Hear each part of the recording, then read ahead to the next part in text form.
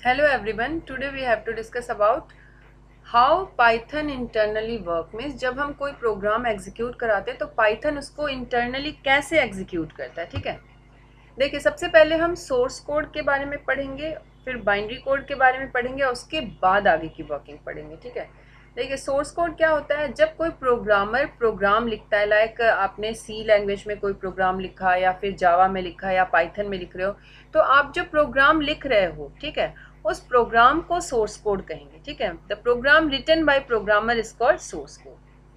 अब देखिए source code जो हमारा मतलब किसी लैंग्वेज में लिखी होती है, सी जावा इन सब में, हाई लेवल लैंग्वेजेस में, इसको कंप्यूटर सिस्टम नहीं समझता. इसलिए इन प्रोग्राम को, सोर्स कोड को मशीन कोड में कन्वर्ट करना होता है. ठीक है, मशीन कोड 0 और 1 के फॉर्म में होती है और इसे हमारा कंप्यूटर सिस्टम समझता है, तो प्रोसेसर इसे एग्जीक्यूट करता है और फिर फाइनली हमें आउटपुट मिलता है. ठीक है, अब देखिए in a compiled language a compiler will translate the source code into binary code directly. Means जो कंपाइल्ड लैंग्वेजेस होती हैं लाइक सी प्लस प्लस, ठीक है, इसमें कंपाइलर डायरेक्टली सोर्स कोड को मशीन कोड में कन्वर्ट कर देता है. But Python is usually called interpreted language. However, it combine compiling and interpreting. देखिए Python जो है उसको usually interpreted language कहते हैं, जबकि इसमें कंपाइलिंग भी होती है और इंटरप्रिटिंग भी होती है. क्यों कहते हैं ये हम आगे पढ़ेंगे. नेक्स्ट है एग्जीक्यूशन ऑफ पाइथन प्रोग्राम. इस जब हम कोई प्रोग्राम लिखते हैं, उसको एग्जीक्यूट कराते हैं, तो किस तरह से पाइथन उसे एग्जीक्यूट करता है उसके बारे में हमें पढ़ना है. सबसे पहले क्या होता है कि प्रोग्रामर ने प्रोग्राम लिखा और उसे फाइल नेम .py एक्सटेंशन से सेव कर दिया. ठीक है, तो वो है हमारी सोर्स कोड. उसके बाद प्रोग्राम को, मीन्स सोर्स कोड को, पाइथन कंपाइलर कंपाइल करके बाइट कोड में कन्वर्ट करता है. ठीक है, अब बाइट कोड्स .pyc फाइल में सेव होती है. तो हम जो हमारा सोर्स कोड है वो फाइल नेम .pyc में कन्वर्ट हो गया. बट देखिए byte code, computer system byte codes को नहीं समझता. ठीक है, तो इसलिए पीवीएम, पाइथन वर्चुअल मशीन, जो कि इंटरप्रेटर होता है, ये बाइट कोड्स को मशीन कोड में कन्वर्ट कर देगा. अब मशीन कोड 0 और 1 के फॉर्म में होती है, इसे बाइनरी कोड भी कहते हैं. इसे कंप्यूटर सिस्टम समझता है, तो जो सीपीयू है कंप्यूटर का, वो इसे एग्जीक्यूट करेगा और फाइनली आउटपुट प्रोवाइड करेगा. ठीक है, अब हम स्टेप बाय स्टेप पढ़ लेते हैं. देखिए फर्स्ट स्टेप में बताया गया कि प्रोग्रामर ने प्रोग्राम लिखा और उसे फाइल नेम .py एक्सटेंशन से सेव किया, तो ये हो गई हमारी सोर्स कोड. सेकेंड स्टेप में पाइथन कंपाइलर ने सोर्स कोड को कंपाइल किया. थर्ड स्टेप में बताया गया कि कंपाइलर ने सोर्स कोड को कंपाइल करके बाइट कोड में कन्वर्ट कर दिया और बाइट कोड .pyc फाइल में स्टोर होती हैं. तो अब हमारी फाइल जो है, मीन्स जो हमारी सोर्स कोड है, वो फाइल नेम .pyc एक्सटेंशन में कन्वर्ट हो गई. फोर्थ स्टेप में बताया गया कि बाइट कोड्स को कंप्यूटर सिस्टम नहीं समझता, इसलिए पाइथन वर्चुअल मशीन पीवीएम, जो कि इंटरप्रेटर होता है, वो बाइट कोड्स को मशीन कोड में कन्वर्ट कर देता है.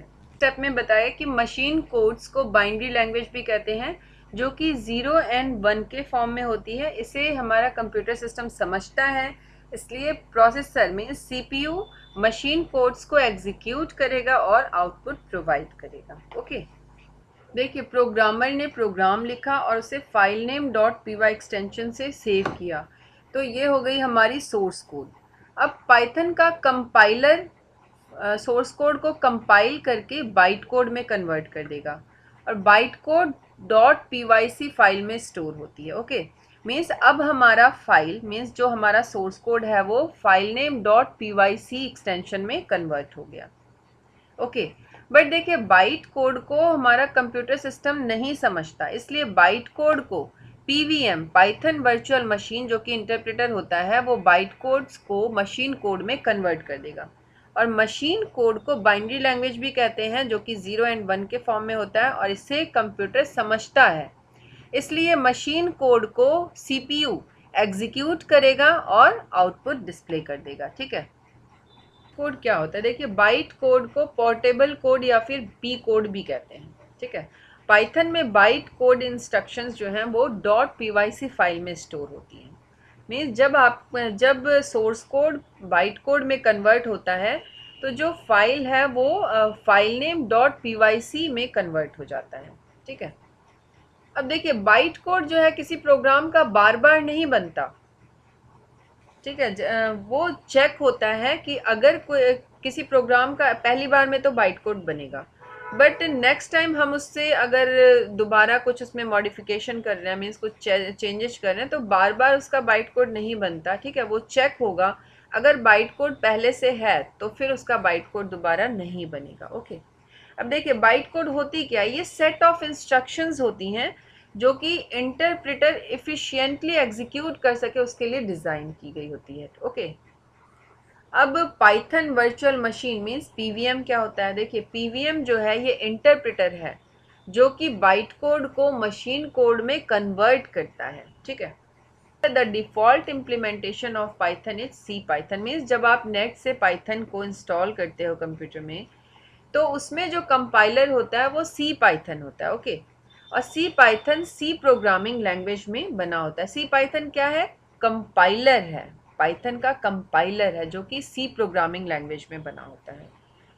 पाइथन में कई तरह के कंपाइलर होते हैं, ठीक है। जावा के लिए अलग कंपाइलर होता है, ठीक है, एक एनाकोंडा कंपाइलर होता है, तो कई सारे कंपाइलर होते हैं, बट जो स्टैंडर्ड कंपाइलर है पाइथन का वो सी पाइथन है। ओके, देखिए C Python compiles the Python source code into byte code, means जो सी पाइथन कंपाइलर है ये सोर्स कोड को बाइट कोड में कन्वर्ट कर देता है, और उसके बाद C Python virtual machine byte code को मशीन कोड में एग्जीक्यूट कर देता है, और मशीन कोड को प्रोसेसर अंडरस्टैंड करता है, इसलिए वो उसे एग्जीक्यूट करेगा और फिर आउटपुट प्रोवाइड करेगा। ओके।